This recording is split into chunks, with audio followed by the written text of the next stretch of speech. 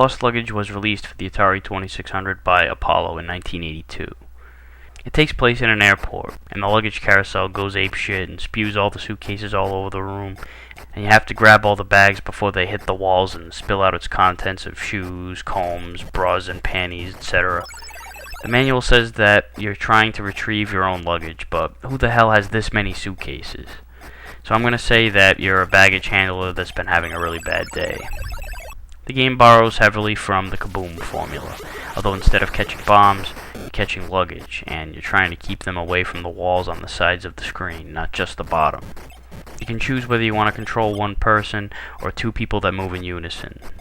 There's a two-player mode, but all you can do is alternate. You can't have both players hustling for baggage at the same time, which would have added a whole new dimension to the game, especially if there were two variations stemmed from that: cooperative, trying to get through the game together, or competitive, attempting to grab more suitcases than your opponent. Not to mention that it sounds like a more natural fit for having two people to control separately than two in unison.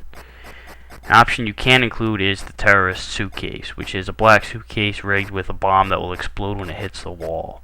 And it's an automatic game over no matter how many lives you have.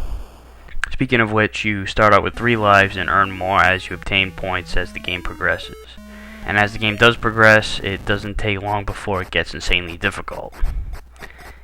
You have the freedom to move all about the screen, but you really want to be up high because the luggage spreads out from the center, making it necessary to grab as much luggage as you can early on before 2 or more spread too far apart to give you time to get them all.